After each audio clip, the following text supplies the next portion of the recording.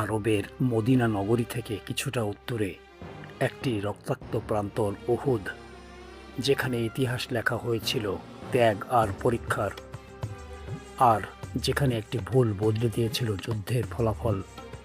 হঠাৎ যুদ্ধের গর্জন ছাপিয়ে শোনা গেল এক আর্তনাদ।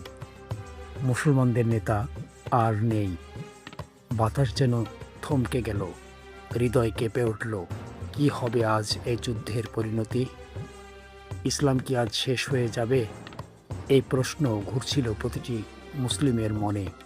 চলুন ফিরে যাই সপ্তম শতাব্দীর শুরুতে, মদিনা নগরীর সেই উত্তাল সময়ে।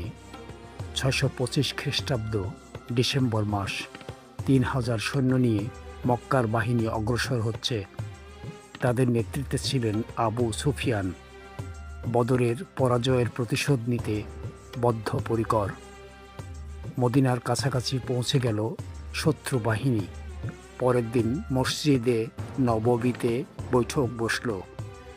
নবীজি সাল্লাল্লাহু সাহাবীদের সঙ্গে পরামর্শ করলেন, যুদ্ধ হবে কি শহরের ভেতরে না বাইরে? প্রবীণরা বললেন, শহরের ভেতরে থাকাই নিরাপদ। কিন্তু তরুণদের আবেগ ছিল ভিন্ন। তারা চাইলেন সম্মুখ যুদ্ধে লড়তে। অবশেষে সিদ্ধান্ত হলো ময়দানে যুদ্ধ। 21 ডিসেম্বর বিকেল, উহুদ পাহাড়ের পাদদেশে দুই বাহিনী মুখোমুখি। মক্কার বিশাল বাহিনী আর ছোট মুসলিম দল, সংখ্যায় কম হলেও ইমানে ছিল অটল।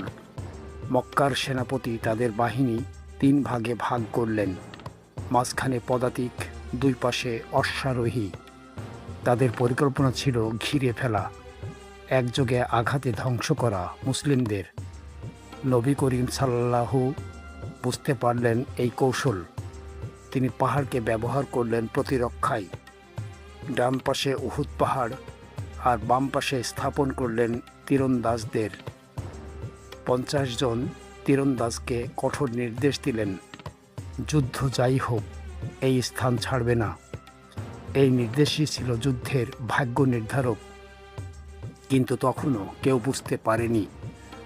যুদ্ধ শুরু হলো প্রবল সংঘর্ষে। আলী রাজিয়াল্লাহু, হামজা রাজিয়াল্লাহু, আবু দুজানা রাজিয়াল্লাহু, তাদের বীরত্বে একের পর এক শত্রু পতন হলো। মক্কার মনোবল ভেঙে পড়তে শুরু করলো। মুসলিমরা এগিয়ে গেল বিজয়ের দিকে, শত্রুরা পিছু হতে শুরু করলো। মনে হচ্ছিল বিজয় একদম সামনে। কিন্তু এখানেই ঘটল সবচেয়ে বড় ভুল। পাহাড়ের উপর থাকা তীরন্দাজরা ভাবল যুদ্ধ শেষ, শত্রু পালাচ্ছে। তারা নিচে নেমে গেল লুটের মাল সংগ্রহ করতে। ভুলে গেল নবীজির নির্দেশ। এই সুযোগে খালিদ বিন ওয়ালিদ আক্রমণ করলেন। তিনি অশ্বারোহী বাহিনী নিয়ে পিছন থেকে হামলা চালালেন। মুসলিম বাহিনী পড়ল চরম বিপদে। চারদিক থেকে আক্রমণে ছিন্ন ভিন্ন হয়ে গেল। মক্কার পালিয়ে যাওয়া সৈন্যরাও ফিরে এলো। দুই দিক থেকে আঘাত, বিভ্রান্ত হয়ে পড়ল মুসলিমরা।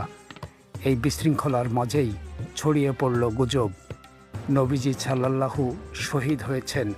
এই খবর শুনে মনোবল ভেঙে গেল অনেকের। কেউ থেমে গেল, কেউ হতাশ হয়ে পড়ল। কিন্তু সত্য ছিল ভিন্ন। নবীজি সাল্লাল্লাহু তখনও জীবিত ছিলেন। তিনি আহত অবস্থায় কয়েকজন সাহাবীকে নিয়ে লড়ছিলেন। এই খবর ছড়িয়ে পড়তেই আবার জেগে উঠল সাহস।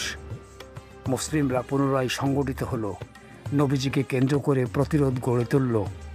উহুদের পাহাড় তাদের শেষ আশ্রয় হলো। সেখানে দাঁড়িয়ে তারা প্রতিরোধ চালিয়ে গেল। মক্কার বাহিনী বুঝতে পারল এই যুদ্ধ সহজে জেতা যাবে না। অনেক ক্ষয়ক্ষতির পর তারা যুদ্ধ থামালো। ময়দান ছেড়ে ফিরে গেল মক্কার পথে। মুসলিমরা এই যুদ্ধে বিজয়ী না হলেও পরাজিত নয়। এ ছিল এক কঠিন শিক্ষা। এ যুদ্ধ শেখায় শৃঙ্খলা ভাঙ্গার ফল কত ভয়াবহ হতে পারে। একটি ছোট ভুলও ইতিহাস বদলে দিতে পারে যদি আমরা নির্দেশ অমান্য করি। উহুদের ময়দান শুধু একটি যুদ্ধ নয়, এটা একটা শিক্ষা, একটি বার্তা। আল্লাহ আমাদের পরীক্ষা করেন, আর সেই পরীক্ষাই ধৈর্যই আসল শক্তি। আজও উহুদের গল্প আমাদের মনে করিয়ে দেয়, বিজয় শুধু শক্তিতে নয়, আনুগত্যে। আর পরাজয় আসে তখনই যখন আমরা ভুলে যাই আমাদের দায়িত্ব। তাই জীবনের প্রতিটি ক্ষেত্রে মনে রাখুন, সফলতা আসে নিয়ম মানার মাধ্যমে, আর একটি ভুল সিদ্ধান্ত আপনাকে অনেক দূরে পিছিয়ে দিতে পারে। উহুদের যুদ্ধ শুধু একটি ঐতিহাসিক ঘটনা নয়, এটা মানুষের আচরণ আর সিদ্ধান্তের গভীর প্রতিচ্ছবি। এখানে বিজয় হারানোর কারণ ছিল শক্তির অভাব নয়, বরং একটি ছোট ভুল, নিয়ম অমান্য করা। নবীজি সাল্লাল্লাহু যে নির্দেশ দিয়েছিলেন তা ছিল কৌশলগত এবং আল্লাহর উপর ভরসার অংশ। কিন্তু কিছু তীরন্দাজ দুনিয়ার সাময়িক লোভকে বেছে নিলেন, আর এখানেই শুরু হলো পতনের গল্প। এই ঘটনা আমাদের জীবনের সাথেও মিলে যায়। আমরাও অনেক সময় সঠিক পথ জানি, তবুও লোভ, তাড়াহুড়া বা আবেগের কারণে ভুল সিদ্ধান্ত নিয়ে ফেলি। একটু ভেবে দেখো, তোমার জীবনে এমন হয়েছে কি, যখন তুমি জানো কোনটা ঠিক, তবুও অন্য কিছু বেছে নিয়েছো? উহুদের শিক্ষা হলো, সাফল্যের সবচেয়ে বড় শত্রু বাহ্যিক শক্তি নয়, বরং নিজের ভেতরের দুর্বলতা, লোভ, অহংকার আর অবাধ্যতা। আরেকটি বড় শিক্ষা, ব্যর্থতা মানেই শেষ নয়। উহুদের পর মুসলিমরা ভেঙে পড়েনি, বরং আরও শক্তিশালী হয়ে ফিরে এসেছে। এটাই জীবনের বাস্তবতা। তুমি হারতে পারো, ভুল করতে পারো, কিন্তু যদি তুমি শিক্ষা নাও, তাহলেই সেই ব্যর্থতাই তোমার শক্তি হয়ে উঠবে। নবীজি সাল্লাল্লাহু নিজেও আহত হয়েছিলেন, তবু হাল ছাড়েননি। এটা আমাদের শেখায়, নেতৃত্ব মানে শুধু জয় নয়, ধৈর্যও। আজকের পৃথিবীতে আমরা ছোট সমস্যায় ভেঙে পড়ি, কিন্তু উহুদের সেই কঠিন মুহূর্ত চিন্তা করো, যেখানে সব কিছু হারানোর মতো পরিস্থিতি ছিল, তবুও তারা দাঁড়িয়েছিল। এই গল্প আমাদের মনে করিয়ে দেয়, আল্লাহর উপর ভরসা রাখতে হবে সব সময়। পরিস্থিতি যত কঠিন হোক, আল্লাহ কখনো কাউকে একা ছেড়ে দেন না। তার সবচেয়ে গুরুত্বপূর্ণ শিক্ষা দায়িত্ব পালন। তোমার যে অবস্থান, যে কাজ, সেটা সঠিকভাবে পালন করাই সফলতার চাবিকাঠি। একজন তীরন্দাজ যদি নিজের জায়গায় থাকে, তাহলে পুরো বাহিনী নিরাপদ থাকে। ঠিক তেমনই জীবনে তোমার ছোট কাজও বড় প্রভাব ফেলে।